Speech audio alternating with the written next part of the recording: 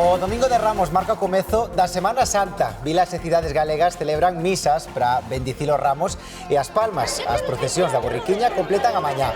Un acontecemento que dá comezo a un rito que pasa de xeración en xeración en lugares como a Ferrol ou Viveiro. É a primeira vez que sale a miña neta na cofradía do Cristo. Entonces é emocionante doblemente, unha pola bendición e outra porque sale ela na procesión. Xa hai versos de cheo na Semana Santa. Boas tardes. Este é un dos períodos vacacionais máis importantes e agardados do ano. Por tradición e con varios festivos, moitos aproveitan para facer escapadas sen sair do país. Galicia é un dos destinos preferidos, Iria Soengas. Así é, sobre todo, como dicías, entre o turismo nacional, que é a maioría do que nos visita nesta Semana Santa. Un inicio da temporada alta, unha campaña que dende o sector da hostelería abordan con perspectivas moi optimistas. Agardan mellorar a cifra do 80% de ocupación media, sobre todo grazas a que a previsión meteorolóxica apunta que imos ter tempo favorable nos próximos días. Hemos venido a la Ribera Sacra desde Sevilla. Esto parece los fiordos noruegos, parece Albania, la zona norte con estos lagos, las montañas. Quedas con tus amigos y hablan de temas que si tú no tienes TikTok, Instagram o Facebook, lo que sea, no entenderías. Tienen 1000 amigos virtuales, pero no tienen 2 amigos para salir a tomarse una Coca-Cola. 8 rapaces da Lacan fan estes días o camiño de Santiago sen móvil. Recoñecen a adición que teñen as redes sociais e o illamento social que lles provocan. Ven na experiencia do camiño unha terapia que lles axuda a recuperar relacións sociais. Nos minutos, máis detalles.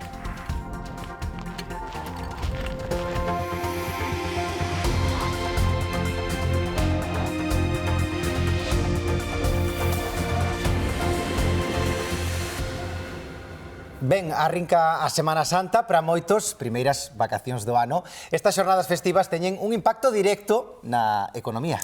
Sí, o sector prevé unha boa ocupación e, ademais, aumenta a contratación. Fai falla man de obra porque Galicia, Iria Soengas, é destino de turistas nacionais.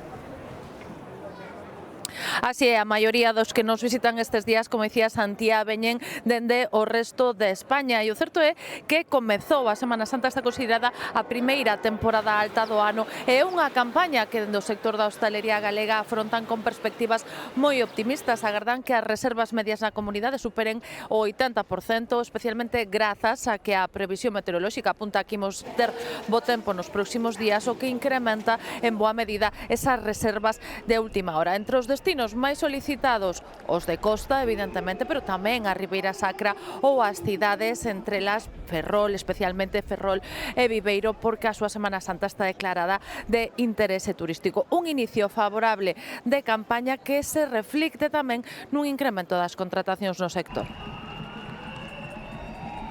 Moitos establecementos de hostalería teñen anuncios como este. A Semana Santa é o inicio da temporada alta do ano para o turismo en Galicia e os negocios precisan máis persoal.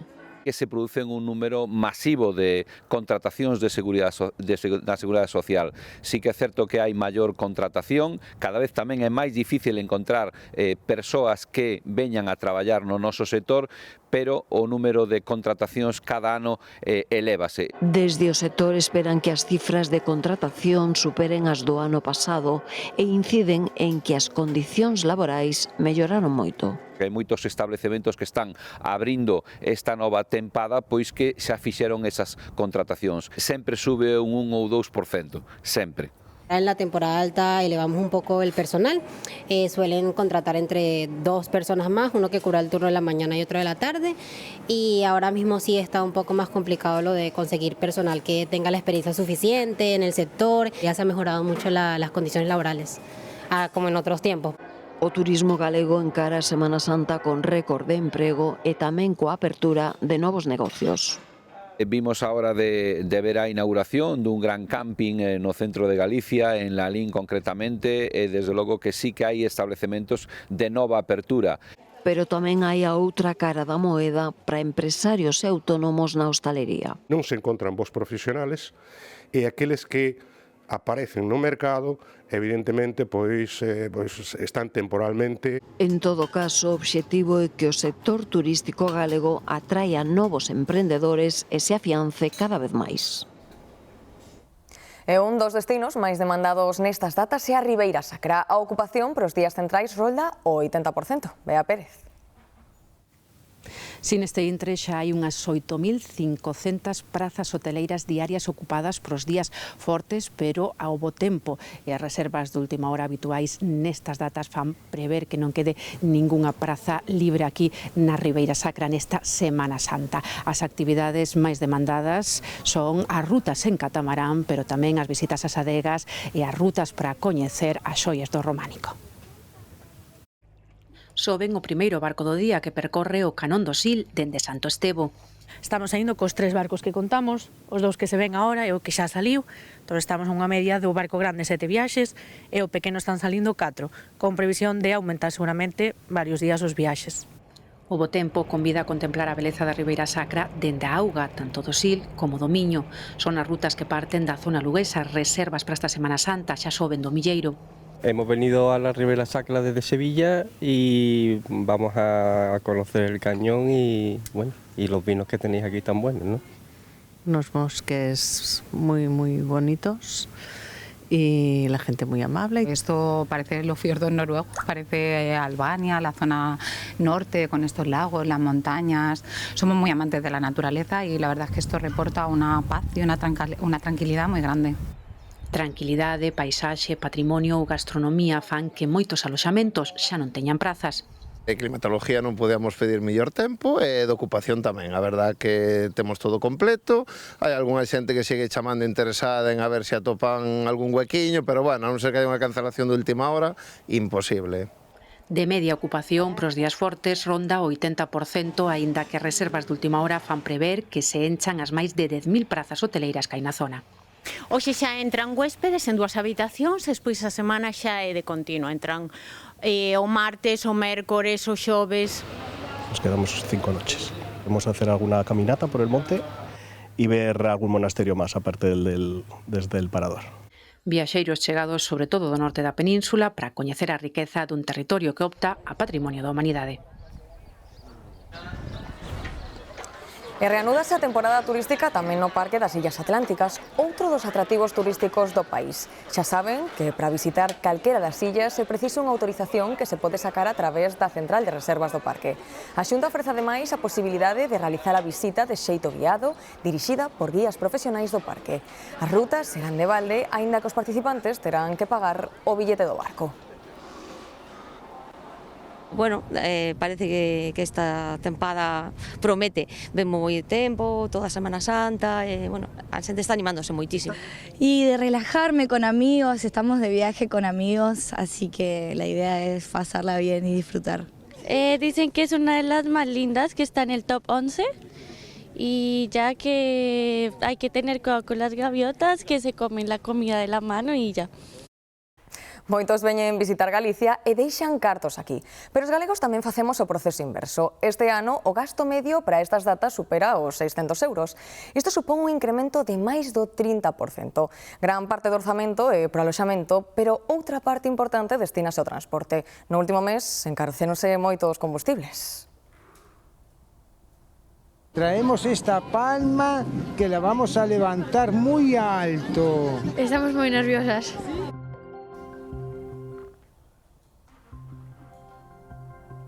Nerviosas porque o Domingo de Ramos marca o inicio destes días santos onde a tradición cultural e relixiosa converxen en moitas vilas galegas. Sí, durante a xornada hai programadas varias procesións. Por exemplo, en Ferrol, na cidade departamental, está Andrea Otero. Ali viven con gran fervor a Semana Santa. Efectivamente, hoxe é un día moi especial aquí en Ferrol porque hoxe procesionan 3 das 5 confrarías que hai na cidade. Esta mañá estivo marcada pola saída das Irmandades das Angustias e tamén das Dores que tras bendecir os ramos e as palmas tomaron as rúas da cidade entre a emoción dos centos de devotos que as acompañaban. Xa pola tarde, a partir das 7, vai ser a quenda da Confraría da Soidade, a encargada de organizar a procesión do Exeomo, unha das máis ancestrais da Semana Santa Santa de Ferrol, unha celebración que conta xa con 4 séculos de historia e que está declarada ben de interese turístico internacional. Foron moitos meses de preparación para chegar a este momento. Coa beizón do Ramos no Santuario das Angustias comeza a Semana Santa de Ferrol, que xa camiña a paso solemne polas rúas rectas e empedradas do barrio da Magdalena. É Ferrol en sí mismo, Ferrol en toda a esencia. Moi emocionante. Todas as procesións, tanto as das Angustias como as de Dolores, como as que están no muelle. Este ano para nós é especialmente especial porque é a primeira para o pequeno. A vez que a procesión de Xesús Amigo dos Nenos atravesaba o barrio de Esteiro, producíase na Praza da Amboaxe un dos momentos máis multitudinarios e coridos da Semana Santa ferrolá. Como vedes, este é un tercio moi xoven, está xente moi ilusionada, é Domingo de Ramos, é un día de festividade, con nervios e nada, moi contentos. Nos sentimos moi ferrolanos, lo llevamos vivido desde pequeñitos y nada. Es una tradición. Es una tradición, algo que podemos estar moi orgullosos de ello. Os pasos de San Xoán Evangelista e da Borriquiña saíron tras a bendición dos Ramos e das Palmas. En toda a cidade, latexa con forza unha tradición con máis de 4 séculos de historia, construída de forma colectiva polos ferroláns e polas xentes que durante moitos anos chegaron aquí para traballar nos estaleiros e na Mariña. É unha Semana Santa ecléctica que se vive e se sente de moitas maneiras. Con moita ilusión, con moitas ganas de sair. Como somos de aquí de Ferrol, gustanos vivilo, pero de verdade. Somos xente moi creente, hai moita xente xoven que participa nela. A cidade está chea de xente, ademais creo que este ano acompaña o tempo, así que creo que vai a ter moito éxito. Ferrol agarda a visita de máis de 300.000 persoas nestes días que animan as rúas e tamén o sector hostaleiro, que prevé superar o 90% de ocupación.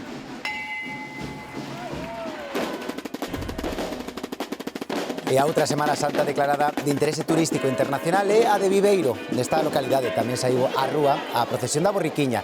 O acto congregou numerosos asistentes que acompañaron o paso coas súas palmas e ramos que logo foron bendicidos. Pola tarde, ás 8 sairá a procesión do Ecce Homo, organizada pola Orde Franciscana Segral.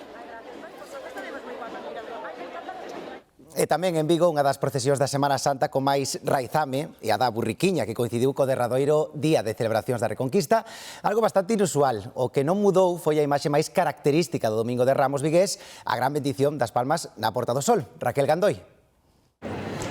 Unha coincidencia entre dúas devocións, entre dúas conmemoracións, a entrada de Xesús en Xerusalén a lombo dunha burrica e tamén a da expulsión dos franceses tras 2 meses de ocupación da cidade.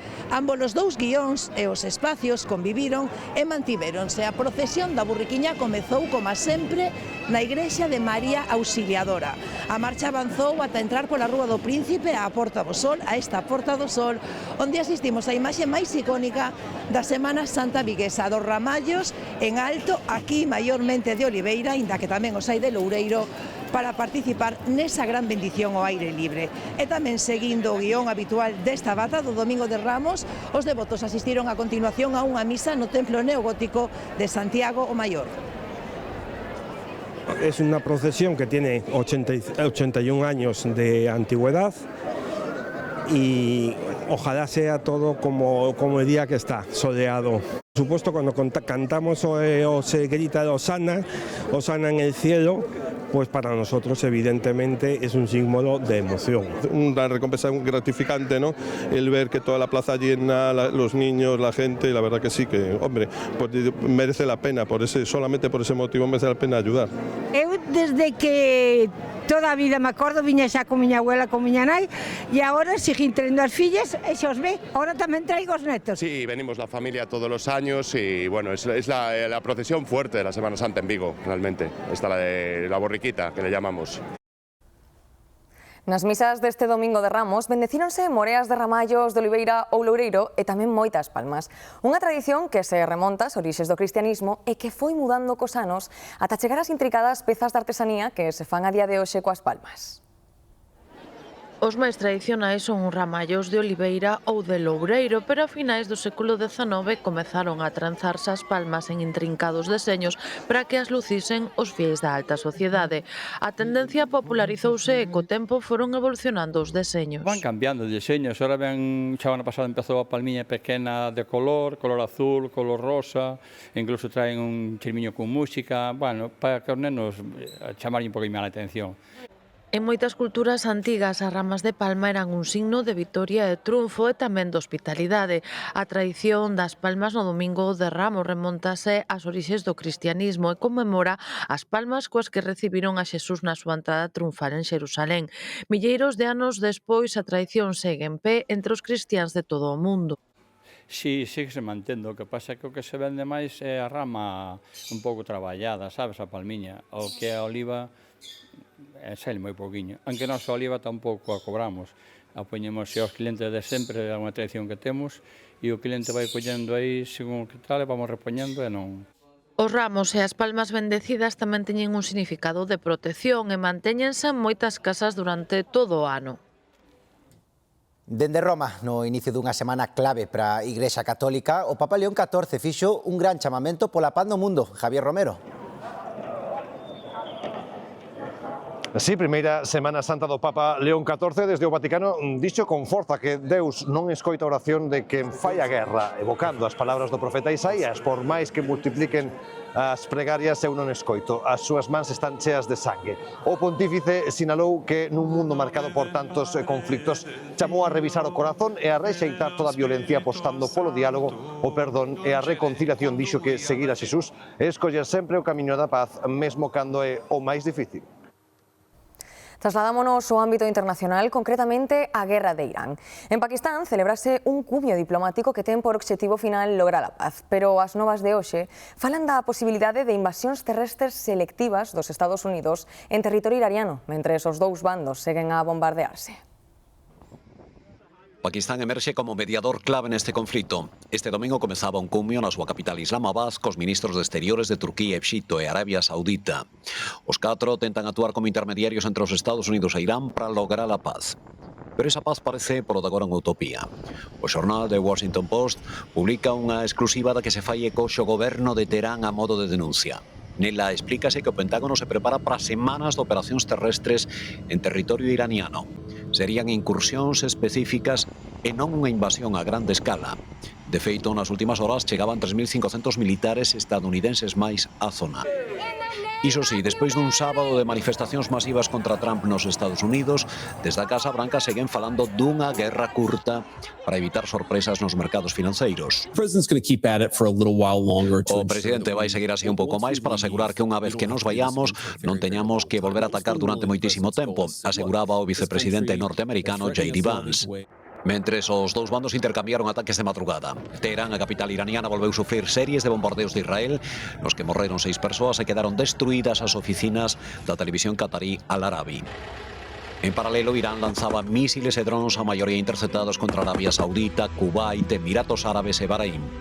Por certo, a Garda Revolucionaria iraniana ameaza as universidades estadounidenses e israelís en Oriente Medio despois do ataque de onte á Universidade da Ciencia de Teherán. O presidente do goberno, Pedro Sánchez, aproveitou unha carta á militancia para reivindicar de novo o non á guerra.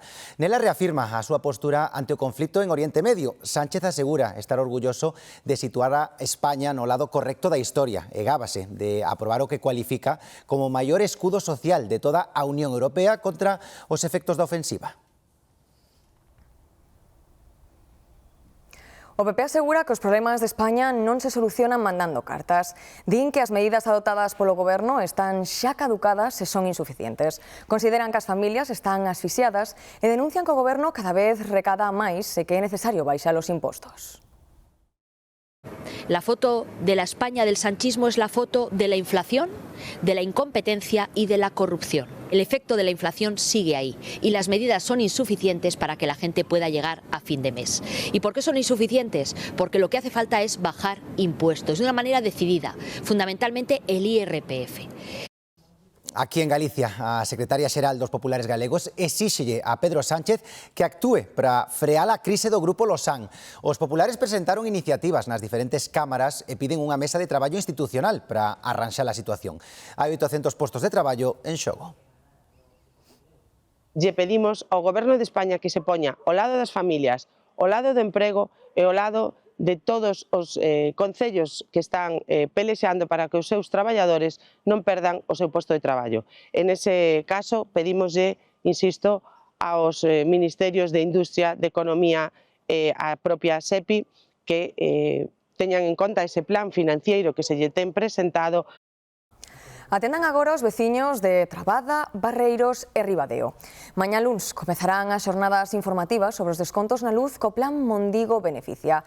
Os concellos e a empresa Recursos de Galicia asesorarános de xeito personalizado para facilitar a tramitación desta rebaixa na factura. Máis de 500 familias pagarán un 80% menos con calquera comercializadora que se sume ao proxecto, e xa hai varias interesadas. Aseguraba o conselleiro delegado da compañía mixta nunha entrevista na Radio Galega, onde acabou a decisión do Tribunal Superior de Xustiza de apartar o xuíz Luís Villares da sección que decide sobre as causas eólicas. Que todos os actores que invisten neste tipo de enerxías necesitan seguridade xurídica.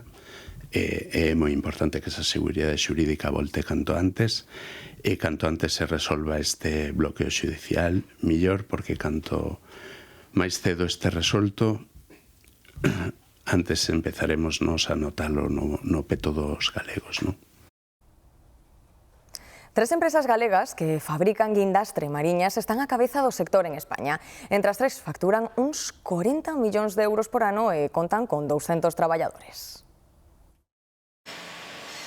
Son empresas que lideran o sector dos guindastres para traballos de pesca en toda España e mesmo exportan boa parte da súa produción ao estranxeiro.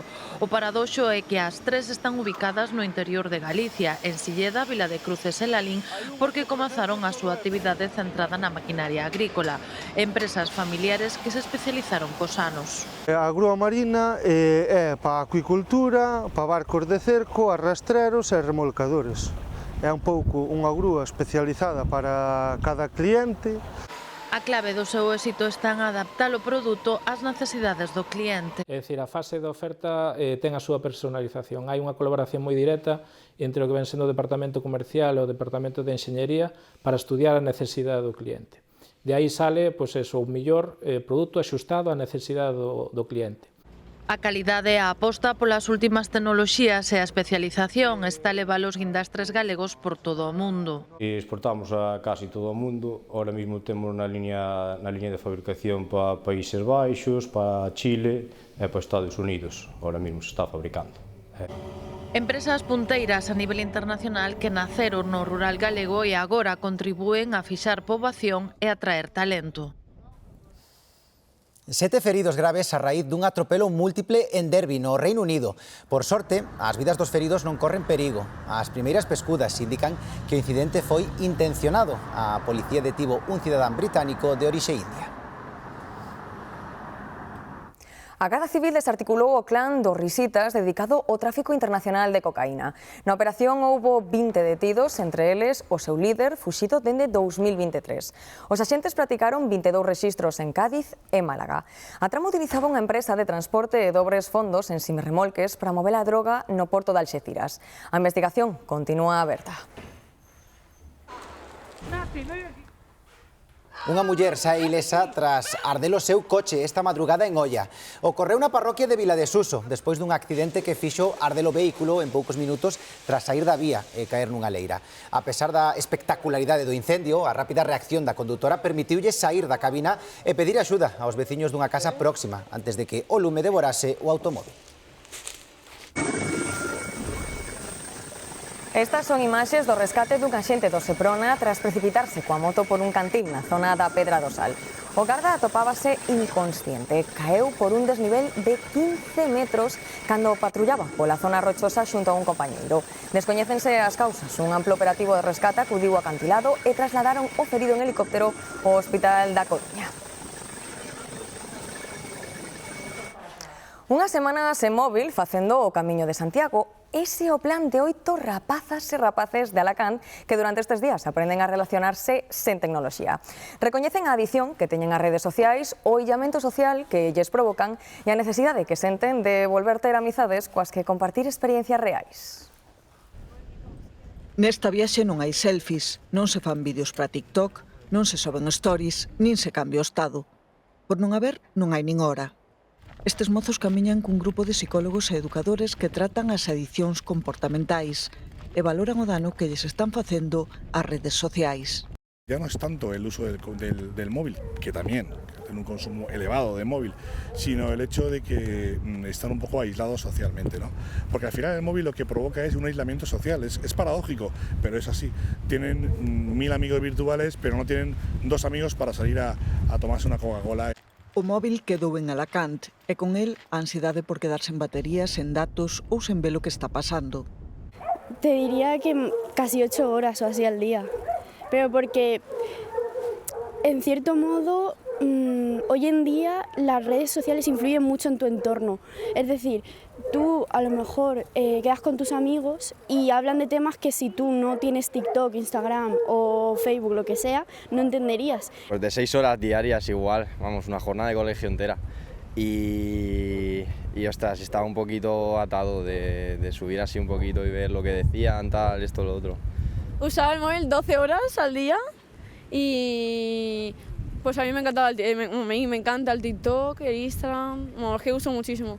Nos hemos olvidado aburrirnos y tenemos 1000 estímulos al día, que si TikTok, Instagram. En redes sociales siempre en la estética y todo esto hay estándares que son irreales, que no existen en la vida real y pues tú te comparas y es horrible, se siente fatal porque tú dices yo sé que eso no existe, pero no puedo evitar compararme.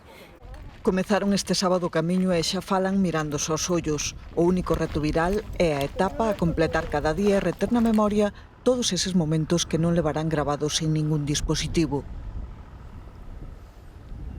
Diariamente consumimos froitas e hortalizas que semellan estar en bo estado e limpas, pero ás veces botarlle unha auga non é suficiente. As espinacas son o produto agrícola con máis residuos de pesticidas por peso. De media, nun recente estudo, atopáronse 7 praguicidas nunha ración.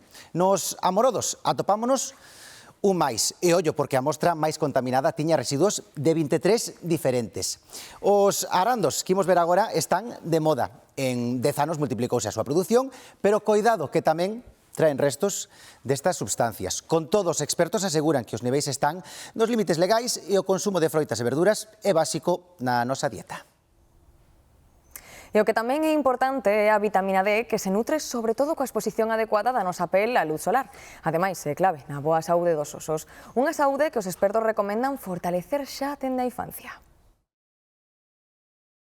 O sol foi o máis chuvioso do último cuarto de século en Galicia.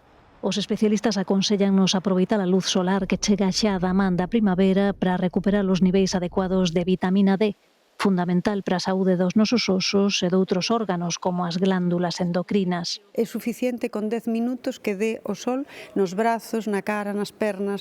A presidenta electa da Sociedade Española de Reumatoloxía estende a recomendación aos pequenos. Susana Romero subliña que a saúde dos osos empeza na infancia. Porque así alcanzarán un pico de masa ósea máis elevado que permita que cando chegan á idade adulta empezan a perder masa ósea, a perdan dende un nivel máis alto.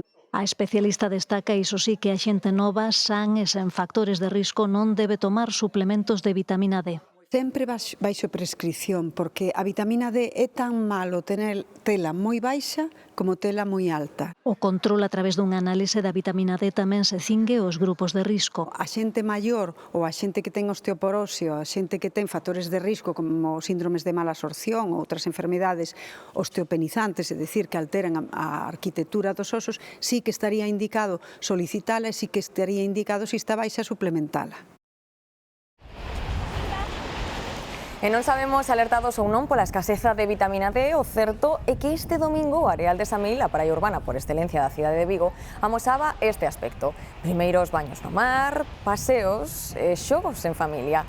As portas da Semana Santa, Rías Baixas saúdan o sol con alegría e, sobre todo, con moitas ganas de que non marche, polo menos en 7 días. pois polo menos 7 días de vacacións que van ser para moitos, e que mellor que facelo con este sol nas praias, paseando ou mesmo nalgúna terraza. Sí, estes días, sen dúbida, invita a sair. Por iso as rúas están cheas de xente con ganas de aproveitar e desconectar da rutina. Demetrio Morenza.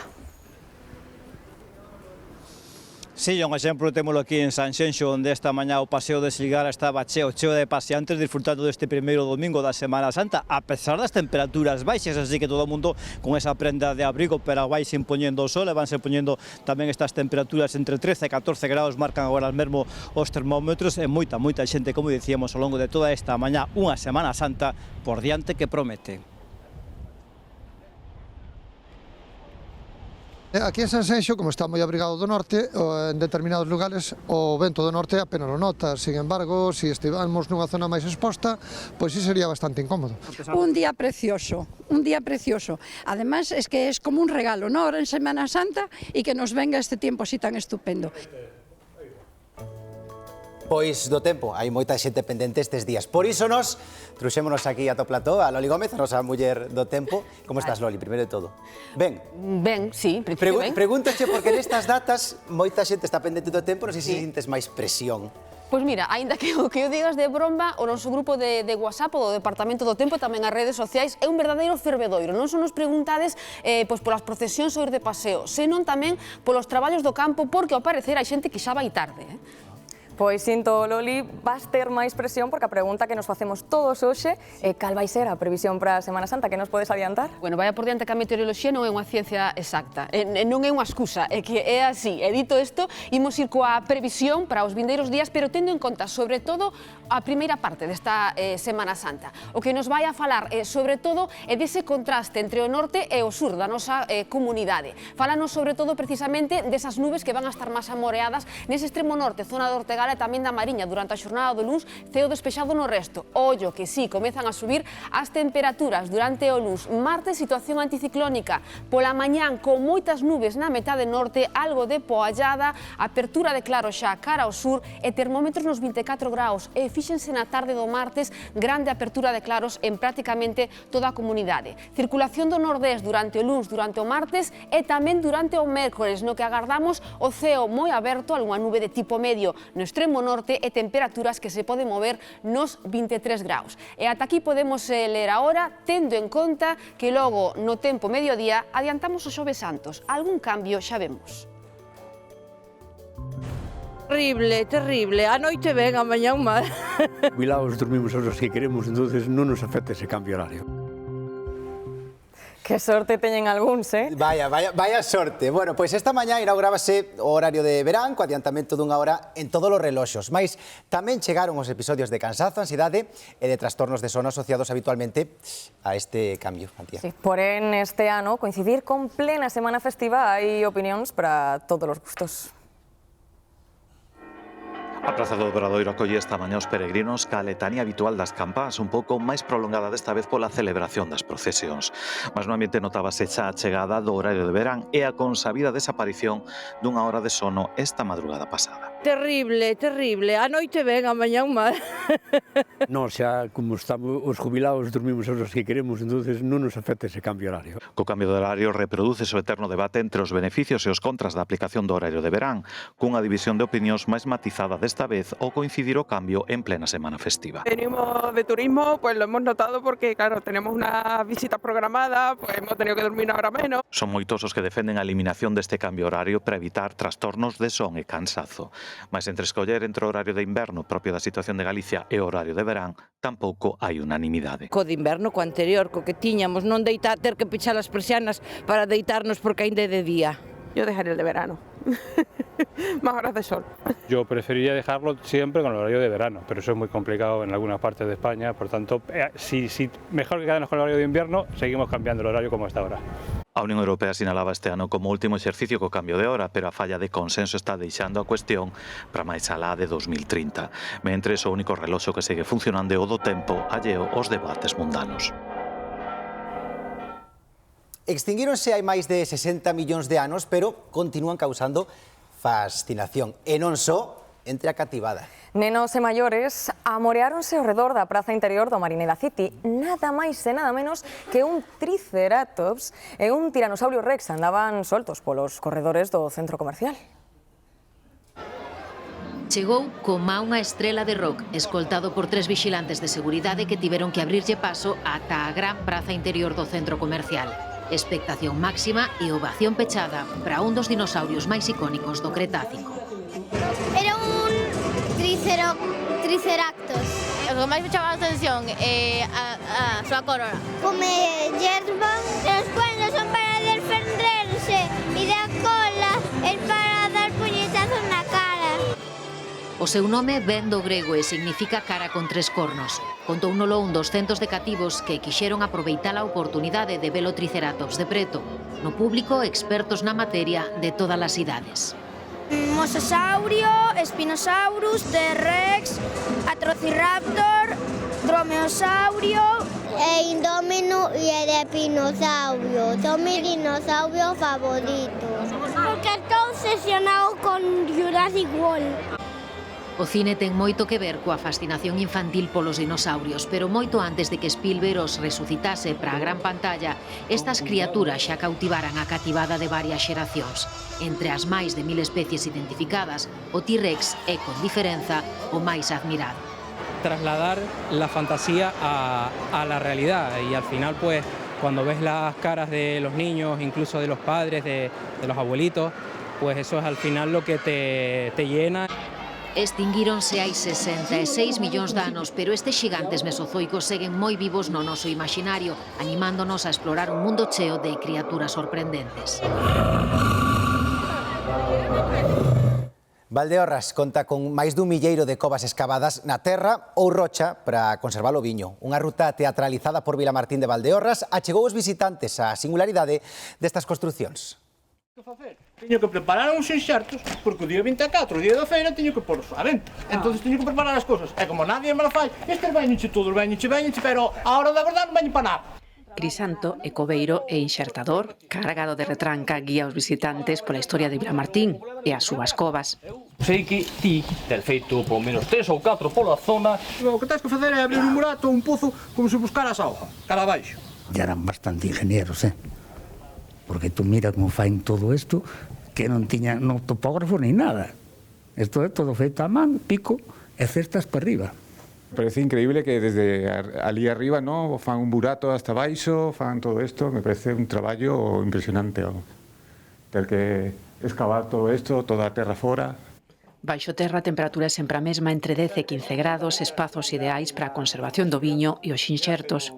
Hoxendía as covas pois son un punto de reunión do dono da cova cos seus amigos, faise o viño, mantense aí, e tamén os inxertos, cando se preparan, quedan a oscuras e quedan cerradiños nas covas. Os respiradoiros emerxen entre a vexetación, testemunhas do que garda este subsolo. Tes razón, pois sí. Está todo minado.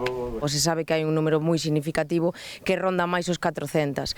Ahora mismo estamos pendientes de que se inventaríen todas, porque claro, hai moitas covas que foron quedando en desuso. Yo ahora mismo, en la actualidad, entre mi padre, mi madre y yo, tenemos 6 cuevas. Pues estas actividades están moi ben pensadas para dar a conocer o patrimonio valdeorrés. Un patrimonio único ligado ao viño e estas singulares construcións das que se estima hai máis dun milleiro en toda a comarca. As rúas e as prazas de Redondela son, dende esta fin de semana, un museo ao aire libre onde todas as pezas artísticas están feitas con material reciclado. Artelixo, unha iniciativa, ademais, moi boa. Leva axitando a conciencia ecoloxista dende hai 18 anos e nesta edición de 2026 baixou o lema "Ata aquí chegaba o mar", repara na pegada impactante do ser humano na ría de Vigo. Antes de que nos anos 60 lle roubaran o espazo ao mar, a ría de Vigo chegaba ás portas de Redondela. Por iso, este ano o lema de Artelixo é "Ata aquí chegaba o mar", e as obras expostas na rúa están feitas co lixo que os humanos tiran nos portos, nos areais, maio de día, faro de noite. Esta obra que ven recicla lixo recollido no Valmiñor, arte reciclado para pensar no mal que tratamos o planeta. Generar conciencia, ¿no?, de la cantidad de residuo del que podemos disfrutar, pues, trabajando, pues, por ejemplo, con una obra de estas, pero además queríamos representar un faro, ¿no? Que ahora mismo, con estos tiempos tan convulsos, queríamos dar como un rayito de luz o de esperanza a una cantidad de pueblos oprimidos. Porque a xente cando se para, o sea, todo o mundo que di, sí, mira, isto coller unha praia, es que verdad, mira que a praia, mira que ten, mira que as praias están sucias. O sea, é o tema de conversa, sabes? Que a veces temos outras conversas e non falamos, hombre, hai xente que sí, eu falo desto moitas veces, non? Pero mellor outra xente non fala tanto desto, pero ti vas paseando por aquí, vas vendo isto e o tema vai a ser o lixo, vai a ser a ecoloxía, vai ser como está o mar. Sí, por suposto non chega, a arte por si misma non vai a cambiar as cousas, ten que ter, pero a arte acompaña as conciencias. Entón, si, a arte pois fai reflexionar a xente e aquí no Artelixo pois ao pobo, aos colexios, a un montón de asociacións. Artelixo é un certame moi especial. Aquí non hai premios, nin comité de selección, nin comisarios, nin sequera a conta exacta das pezas. Segue sendo como naceu, unha mostra ao aire libre feita de ciscallos para azuar as conciencias. Ben, pois ata aquí o telexornal, xa saben que a información continúa actualizada minuto a minuto na nosa página web en g24.gal e tamén en g24play.gal.